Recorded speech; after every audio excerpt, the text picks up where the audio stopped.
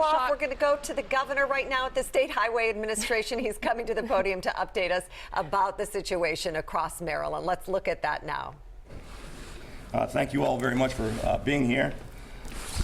Joining me today, our Transportation Secretary, Pete Ron, Superintendent of the Maryland State Police, Colonel Bill Palazzi, Maryland National Guard Adjutant General Linda Singh, and Maryland State Highway Administrator Greg Johnson.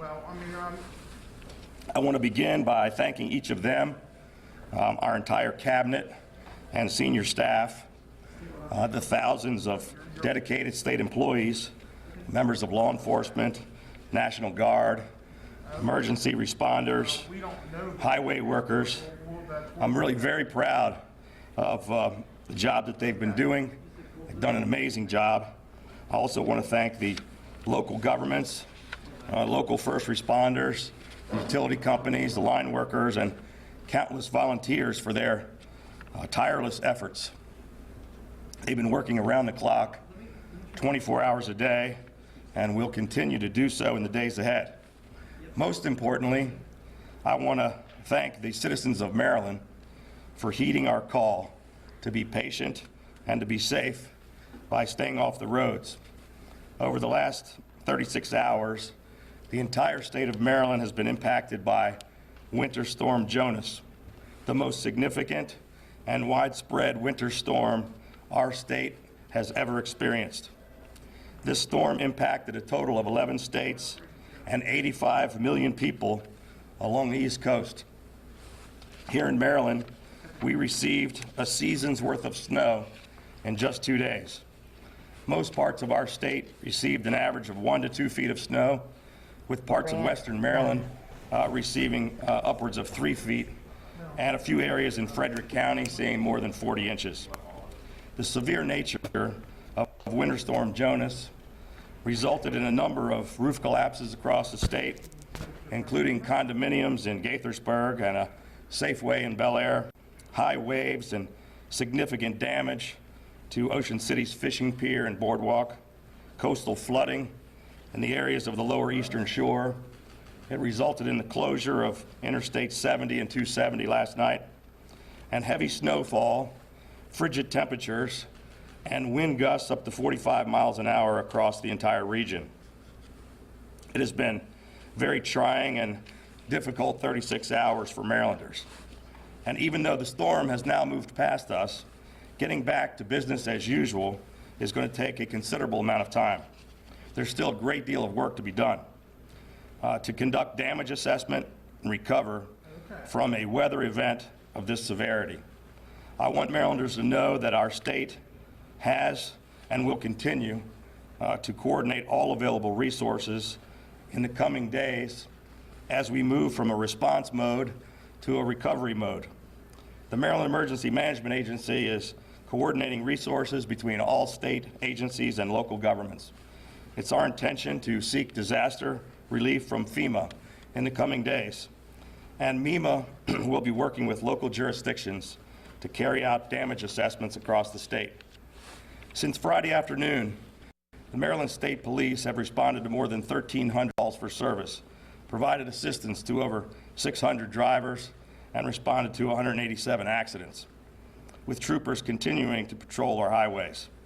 Amazingly, there were no traffic fatalities in the entire state of Maryland over the past 2 days during Winter Storm Jonas. That's just incredible and better than a normal weekend. But that does not mean that we should relax now. Roads continue to be extremely dangerous, and I urge Marylanders who do not have to drive to continue to stay home and stay off the roads.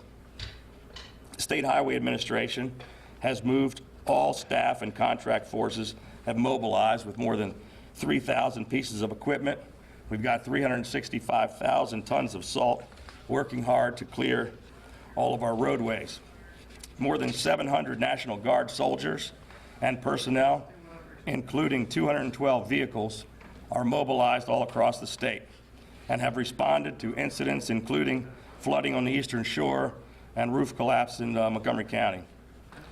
Going forward, they're prepared to assist local law enforcement with transportation and evacuation distribution of supplies, search and rescue, aircraft support, and patient evacuations and sheltering assistance.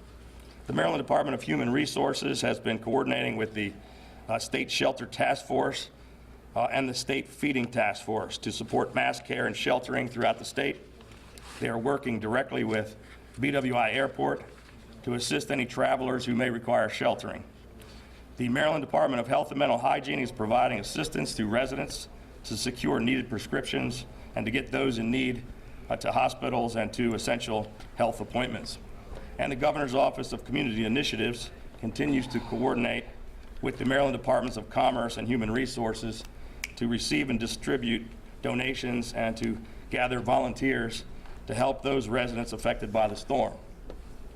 I want to thank the people of Maryland for using common sense during this severe weather event. Thank you for staying home, staying off the roads, and for checking in on your neighbors. Because of you, it has been easier for our road crews to begin clearing state highways and for first responders to help those in need. But looking forward, I must ask Marylanders to continue to remain patient. Roads are still extremely treacherous. If you do not have to leave your home, please don't. Stay indoors, stay off the roads, and allow our emergency workers to do their jobs. Digging out from a storm of this magnitude will take time, most likely several days at least. Local authorities particularly will need time to clear local and neighborhood roads. We are working closely with our utility companies. At the height of the storm, there were 10,000 Maryland customers without power. Incredibly, currently, there are only 277 customers still without power. Utilities and local emergency response teams are asking citizens to make sure to clear their outside vents. They're being covered with snow, and they need to clear the vents to prevent carbon monoxide buildup inside their homes. All modes of transportation continue to be impacted. Local and commuter buses, light rail, metro, subway remain closed, and the Port of Baltimore remains closed. The worst of the storm is behind us, but recovery efforts from this historic storm will be extensive. They will take time and patience. But I want Marylanders to know that our state is doing everything it can to recover effectively and efficiently. Thank you, and at this time, I'd be happy to answer any questions. How about your state agencies? Will your employees still have liberal leave tomorrow and Tuesday? We'll be making that final determination later today. We're still doing our assessments, and we'll make a decision by the end of the day today on state employees. Okay. Percentage-wise, statewide, how do you feel that the highways are? What condition are they? 85%, 50%? I'll let maybe Secretary Ron or SHA Administrator Johnson address that. I tell you, I'm very pleased with the progress that they've made, and it's incredible, I think, what they've gotten done so far. But they can talk to the specifics of how much remains to be done on the state highways. Maybe Greg Johnson, State Highway Administrator. Thank you. Our primary systems are the interstate and the U.S. routes that carry the majority of traffic are, for the most part, open. There's still some snow cover in a number of areas, but we feel that by tomorrow morning we will have the majority of the primary system cleared. But that does not mean that folks can get out, because there's going to be a lot of local roadways that are still going to be very much snow covered. So our primary system is going to be in great shape by tomorrow morning. But all of our secondaries? All of our secondaries are still going to be snow covered tomorrow with a lot of work to be done. Will any of the local jurisdictions be asking assistance from the state in order to cover like the counties and the cities and things like that, because they're overwhelmed as much? Sure. As I mentioned earlier, MEMA, the Maryland Emergency Management Agency, is coordinating with all state agencies and all local governments, and we've been providing assistance throughout the entire storm to governments all across the state, and will continue to do so. Any other questions? How important is it for residents to stay off the road so you guys are able to continue to combat? It's critically important, and we really want to stress that to your viewers at home, your listeners at home. It's been a tremendous help for us, and it's one of the reasons why we've made so much progress. And we're way ahead of where we expected to be, quite frankly. But there's a tendency, I think, people have cabin fever. They see the sunshine out there. They're going to want to get in their cars and go out on the road. It's still very dangerous. And there are some of our highways look great. It's down to pavement, and you might be cruising along at 50 miles an hour, and then you're going to hit snow, and we're going to have some accidents. We've been very lucky with no fatalities. We want to keep it that way. So let's keep everybody home and off the roads at least through today. The highway closings last night, what was different about those roads that other roads didn't do? Well, we had a conference call last night with much of our cabinet and focused in on the issues and the problems, particularly with Secretary Ron and with Colonel Palazzi of the State Police. There were major accidents on 70 and 270 involving multiple tractor-trailer crashes. And we just had too much commercial traffic driving on those roads when they weren't safe. They were not heeding the call. It resulted in a number of crashes that were blocking roads, and in order to clean up the mess, we had to shut down both highways to get it clean. Anybody else? Thank you all very much for coming this morning. Thanks for all your help, too. We appreciate the media helping keep everybody informed, and it's been a big help. So thank you all so much.